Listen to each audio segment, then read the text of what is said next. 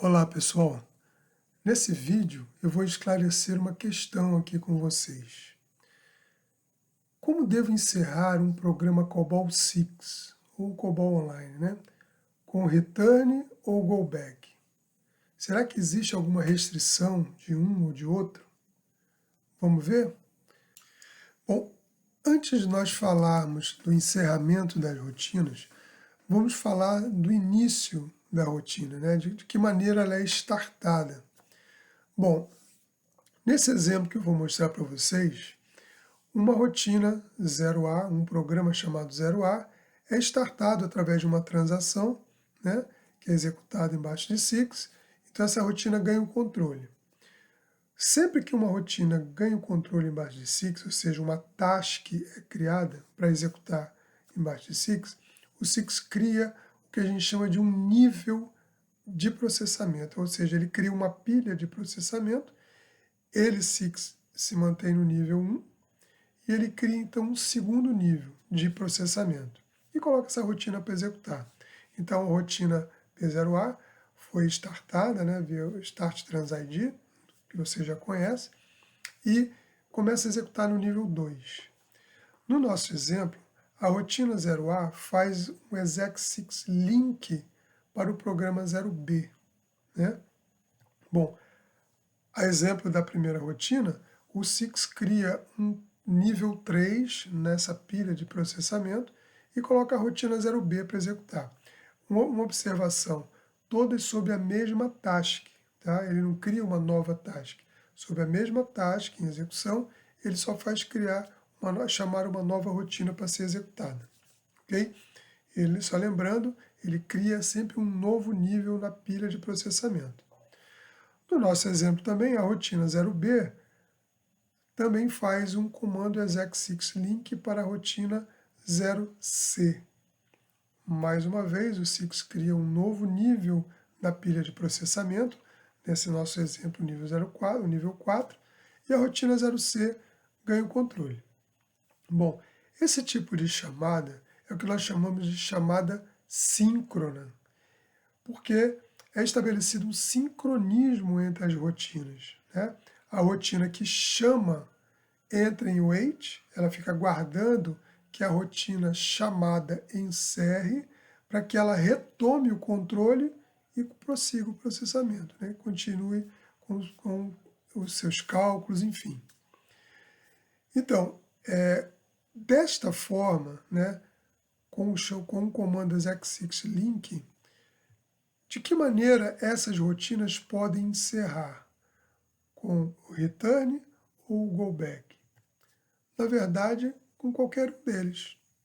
Neste caso, de uma chamada via exec6 link, as rotinas chamadas podem encerrar tanto com o return quanto o go back. Como é que funciona o return? O return é um comando do SIX. Qual é a lógica do return? Ele devolve o controle, ele retorna o processamento para o nível anterior da pilha de processamento. Quem é que está executando no nível anterior, no exemplo do programa 0C? Quando executa o comando exec6 return, ele vai retornar ao nível anterior, que no caso é o programa 0B. Então ele vai devolver o controle para a rotina 0B que estava em wait, respeitando o sincronismo. A rotina 0B passa a executar a partir do primeiro comando após o exec6 link. A rotina 0B, por sua vez, quando executar o exec6 return, o processamento vai ser devolvido para o nível anterior da pilha de processamento, onde está o programa A. Então, o programa A, que estava em wait, ganha o controle novamente e prossegue, né, com o seu processamento. A rotina 0A, também executando o comando return, ele devolve para o nível anterior. Quem é que está no nível anterior? O próprio SIX. Então, o SIX vai executar alguns procedimentos, né, para encerrar o processamento daquela task que foi criada. Então, neste caso de uma chamada exec6 link, as rotinas chamadas podem encerrar tanto com o exec6 return quanto com o go back. Como é que é a lógica do go back? Bom, o go back é um comando do COBOL, né, que faz o seguinte: ele devolve o controle para a rotina que chamou, ou seja, para o chamador. No caso da rotina 0C, quando executasse o comando go back, o controle seria devolvido para a rotina 0B, porque foi ela quem a chamou. Então, veja, surtiu o mesmo efeito do que o return. Okay? Então, o go back não volta para o nível anterior, ele volta para a rotina anterior. E nesse nosso exemplo aqui, surtiria o mesmo efeito. A rotina 0B, por sua vez, ao executar o go back, ela retornaria o controle para a rotina que a chamou, que no caso é a P0A, surtindo o mesmo efeito do return. E a rotina P0A também, executando o go back, vai retornar o controle para a rotina anterior, que é o PROP6. Ok? Então, fica esclarecido aqui que uma chamada via link pode ser encerrada tanto com o return quanto o go back. Agora vamos ver o que acontece no caso do call. O call é um comando do COBOL, não é um comando do SIX. Né? Então, seguindo aqui o nosso exemplo, o programa 0A foi startado a partir de uma trans-ID, de uma transação. O SIX cria um nível, né, um segundo nível na pilha de processamento, ele fica no nível 1, criaria então o nível 2 e colocaria a rotina 0A para executar. A rotina 0A executa um comando call para a rotina 0B. O que acontece? O SIX não acrescenta um novo nível na pilha de processamento. Ele cria na mesma pilha, no mesmo nível. Okay? Isso tudo também sob a mesma task. O comando call também faz uma chamada síncrona. Também existe um sincronismo entre as duas rotinas. Ou seja, o programa 0A entra em wait, logo após a execução do call, e fica aguardando que a rotina chamada, no caso a rotina 0B, encerre, para que ela retome o controle, né, e prossiga nos seus afazeres. No nosso exemplo, a rotina 0B faz um call para a rotina 0C, e da mesma forma, o SIX cria no mesmo nível da pilha de processamento. A rotina 0C, quando encerra, com o comando go back, o que faz o comando go back? Retorna ao programa chamador. Então, o controle é devolvido para a rotina 0B, respeitando o sincronismo, né? A rotina 0B, que estava em wait, prossegue com o seu processamento. A rotina 0B, ao executar o go back, devolveria o controle para a rotina anterior, a rotina que a chamou, que no caso é a rotina 0A. Okay? A rotina 0A, neste nosso exemplo, ela pode encerrar tanto com o return quanto o go back, porque ela tem que devolver o controle para o SIX. O SIX está no nível 1 da pilha, então ao executar o return, o SIX ganharia o controle. E por que seria a mesma coisa ela executar o go back? Porque o go back também retornaria à rotina anterior, que é o próprio SIX. Neste caso, de uma chamada via call, as rotinas chamadas, o que a gente conhece como subrrotinas, não devem executar o return, porque ela quebraria exatamente aquele sincronismo. Ou seja, a rotina 0C, ao executar o comando return, não devolveria o controle para o 0B, porque ela retornaria ao nível anterior na pilha de processamento. Então ela passaria o controle direto para o SIX, quebrando o sincronismo. A rotina 0B não voltaria a executar, ela não concluiria o processamento, porque foi quebrado o sincronismo. Da mesma forma, a rotina 0B, ao executar um return, ela devolveria o controle para o SIX e a rotina 0A não teria oportunidade de retomar o processamento. Essa é uma diferença muito grande, né, no processamento, porém, em alguns casos é difícil de perceber. Tem alguns programadores que têm essa dificuldade, às vezes por falta de conhecimento, falta de lembrança, né? Porque sintaticamente os dois comandos são iguais, ou seja, teoricamente, tanto o go back quanto o return podem ser executados para executar uma rotina isolada, né? Uma rotina isolada. Se ela foi chamada via link, beleza. Se foi chamada via call, não. O modus operandi é diferente. e ele pode então comprometer a execução da minha aplicação como um todo. Beleza?